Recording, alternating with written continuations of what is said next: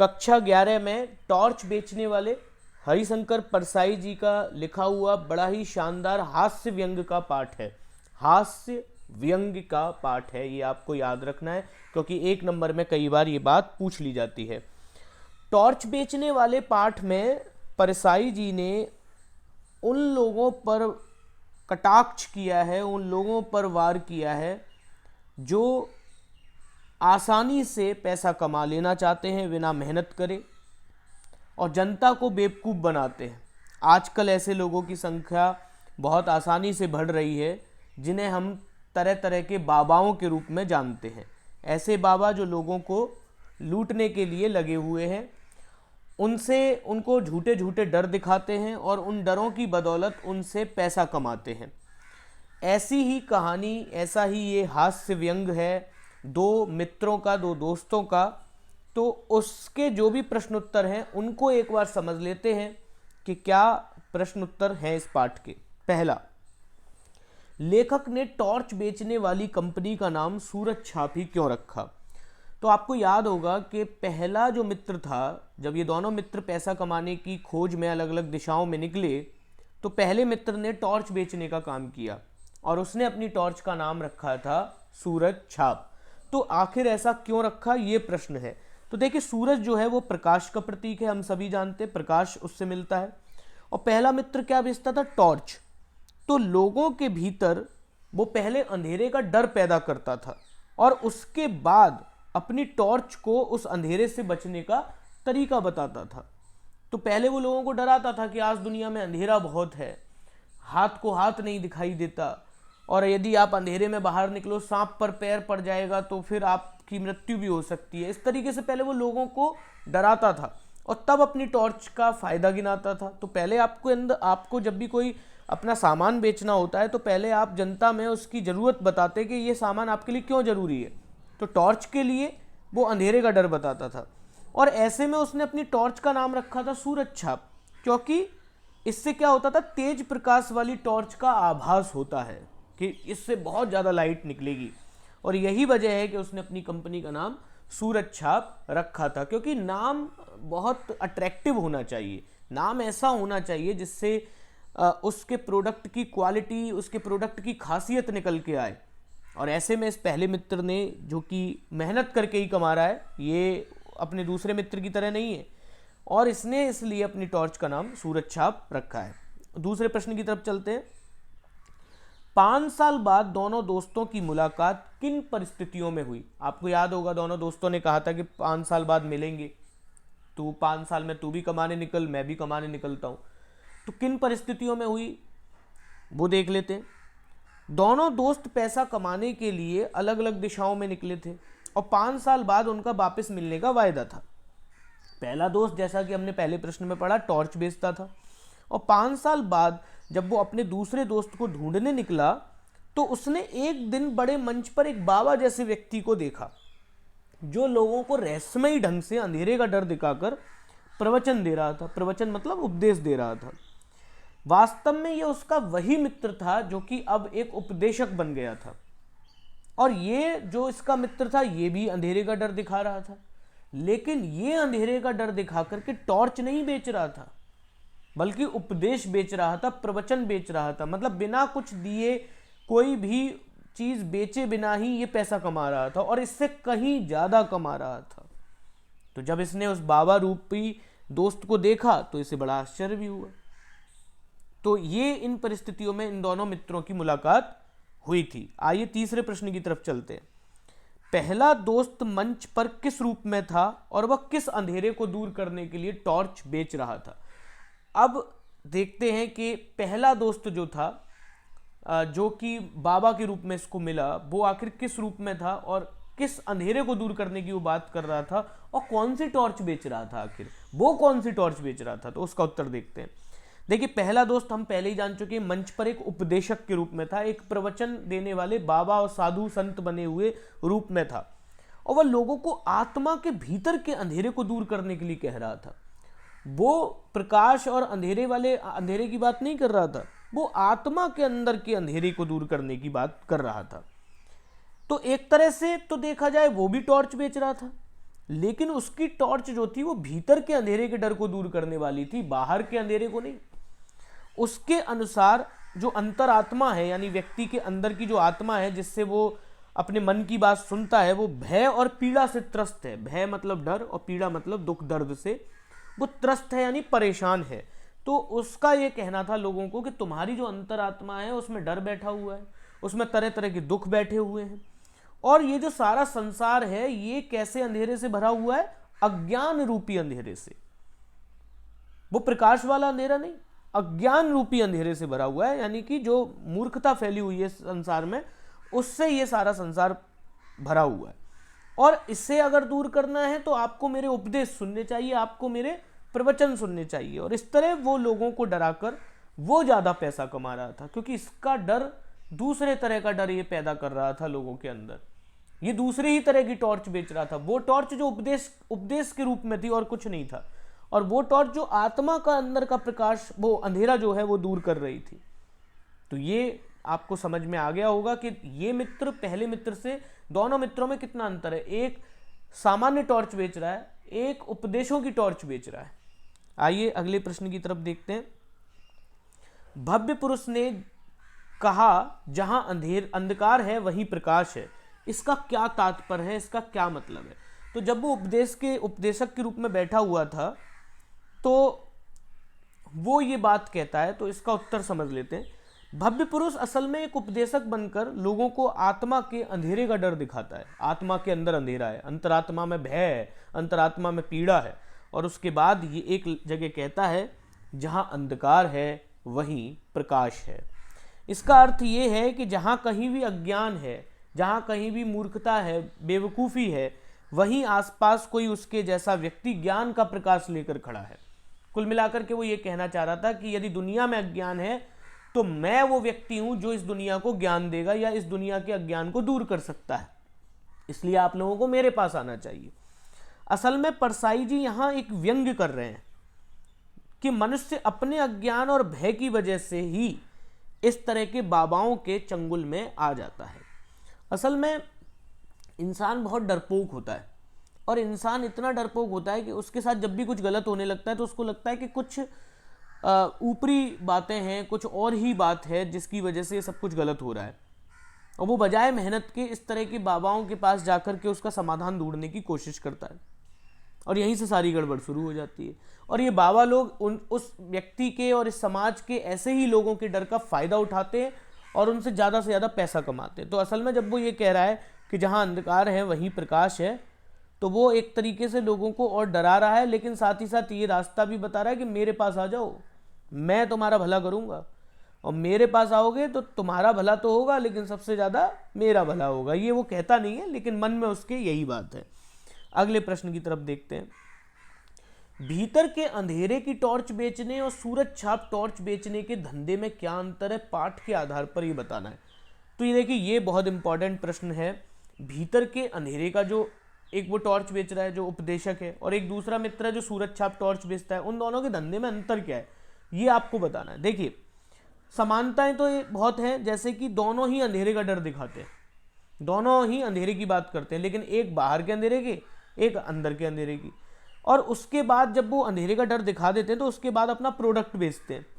लेकिन जहां सूरज छाप टॉर्च बेचने वाला मेहनत करता है और लोगों को आवाज लगाकर इकट्ठा करता है, वहीं भीतर के अंधेरे की बात करने वाला साधु जो साधु टाइप व्यक्ति है, वो अपने पास के लोगों में धर्म के भय को, उसके पास लोग धर्म के भय के कारण आ जाते हैं, और उसे कोई खास मेहनत नहीं करनी पड़ती, उसे कुछ अलग से बहुत कुछ नहीं करना पड़ता, क्योंकि वो, अच्छा सबसे बड़ी कमाल की बात है, ये कुछ बेच नहीं रहा है असल में, ये सिर्फ उपदेश बेच रहा है, बातें बेच रहा है, और तब भी उससे ज्यादा कमा रहा है जो टॉर्च बेच रहा है। तो मेहनत करने वाले की कमाई कम हो रही है।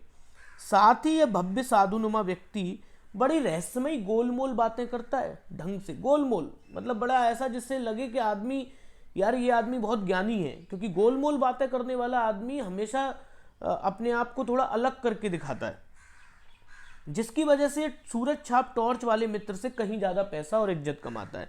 तो इसमें कई सारी बातें हैं कि क्या अंतर है, और एक अंतर ये भी है कि वो बाहर के अंधेरे के लिए टॉर्च बेच रहा है या अंदर के अंधेरे के लिए टॉर्च बेच रहा है, वो मेहनत करके कमा रहा है या बिना मेहनत करे कमा रहा है। उसको जगह जगह लोगों को इकट्ठा करना पड़ता है, इसके पास लोग खुद आ जाते हैं। तो कई सारे अंतर इसमें दिखाई देते हैं। अगला प्रश्न है, सवाल के पांव जमीन में गहरे पड़े हैं, यह उखड़ेगा नहीं। एक जगह क्या है, जब आपको याद होगा, दोनों मित्र जब पड़े हुए हैं, लेटे हुए हैं और कह रहे हैं यार पैसा कैसे कमाया जाए, तब एक मित्र बड़ा सोच करके ये कहता है कि इस सवाल के पांव जमीन में गहरे पड़े हैं, यह उखड़ेगा नहीं। इस कथन में मनुष्य की किस प्रवृत्ति की ओर संकेत है और क्यों? प्रवृत्ति माने टेंडेंसी, सोच, उस व्यक्ति की सोच क्या है। तो कौन सी सोच को हरिशंकर परसाई जी यहाँ पर दिखा रहे हैं वो हमको देखना है। देखिए, यह कथन तब आता है जब दोनों मित्र पैसा कमाने का विचार कर रहे हैं।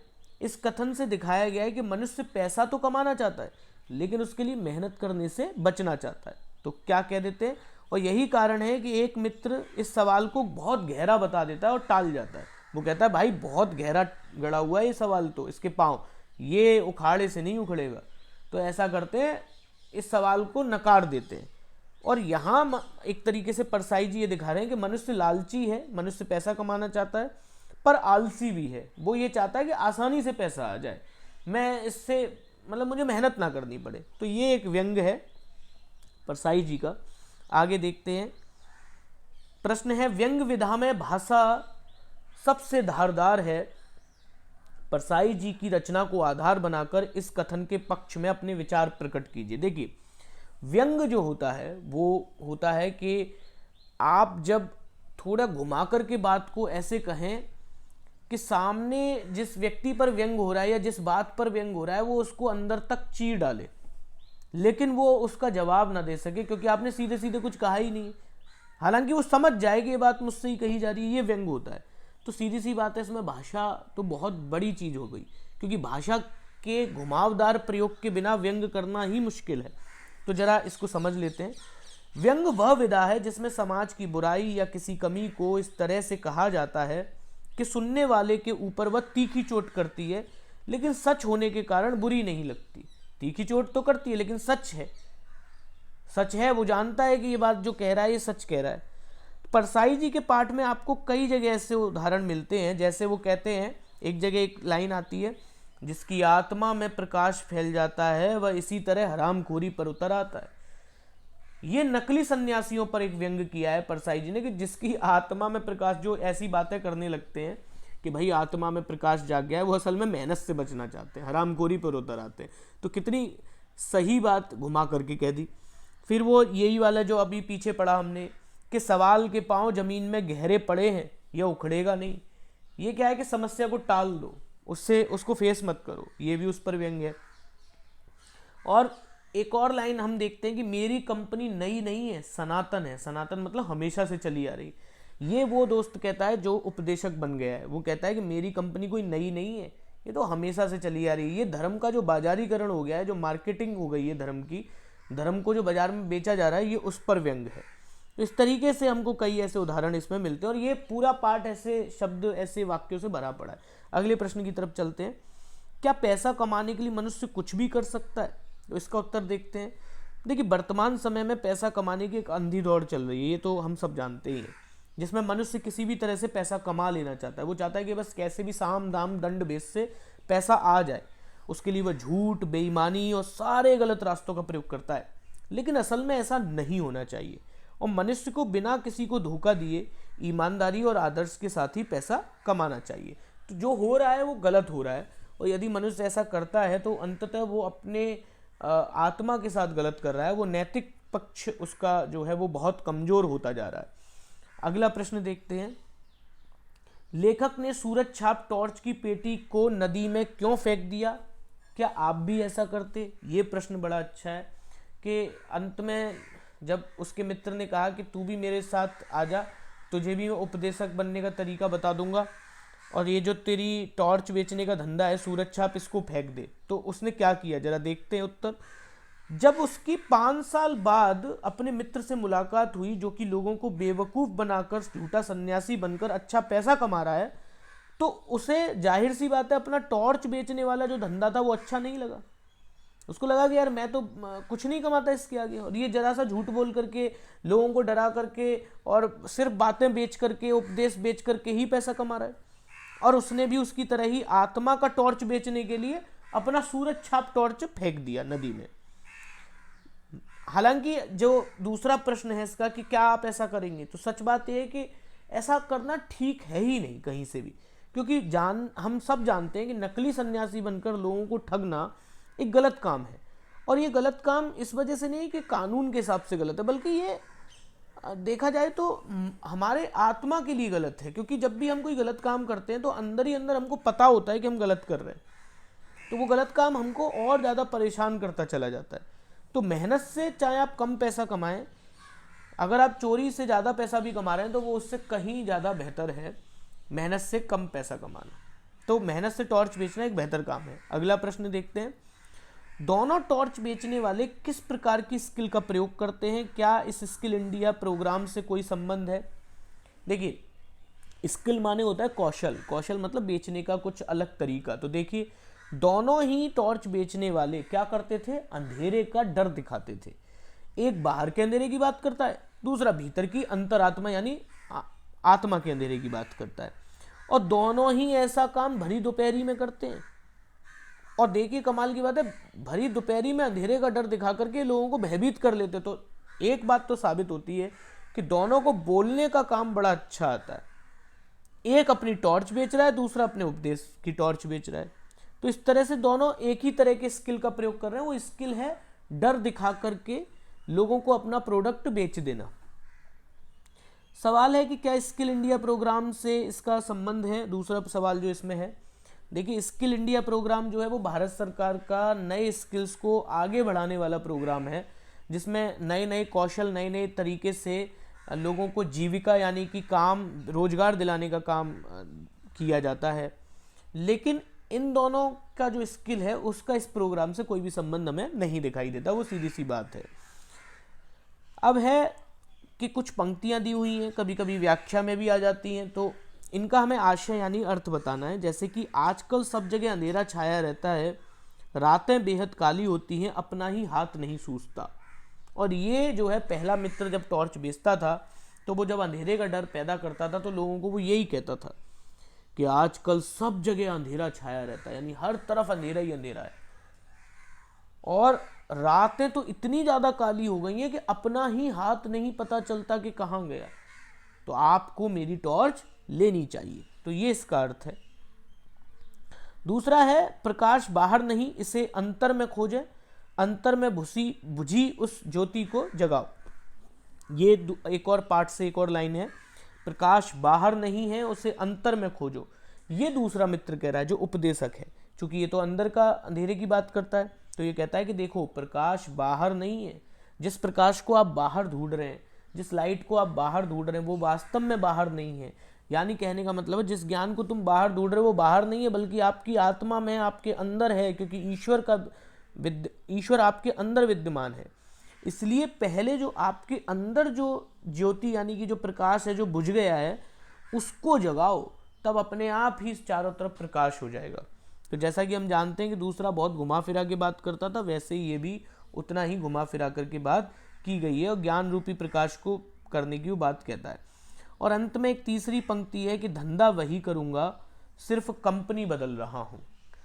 तो ये वो बात है जो सूरज छाप टॉर्च बेचने वाला मित्र अंत में कहता है कि वह अभी भी डर ही बेच रहा है और लोगों को भरी दोपहर में अंधे का डर दिखा रहा है। तो धंधा तो वही है और बेच अभी भी टॉर्च रहा है, सिर्फ क्या करेगा, अब वो सूरज छाप टॉर्च नहीं बेचेगा, बल्कि अंधेरे आत्मा की टॉर्च बेचेगा, अंदर की टॉर्च बेचेगा। इस तरह अब वो साधु और उपदेशक बन के सिर्फ अपनी कंपनी बदल रहा है। धंधा आज भी वही है, पहले भी डर बेचता था, आज भी डर बेचता है, पहले भी अंधेरे से डराता था, आज भी अंधेरे से ही डरा रहा है। तो मुझे उम्मीद है ये प्रश्न उत्तर के साथ साथ आपको पाठ भी बहुत हद तक समझ में आ गया होगा। आप इसके जो नोट्स हैं वो डिस्क्रिप्शन बॉक्स से डाउनलोड कर सकते हैं। धन्यवाद।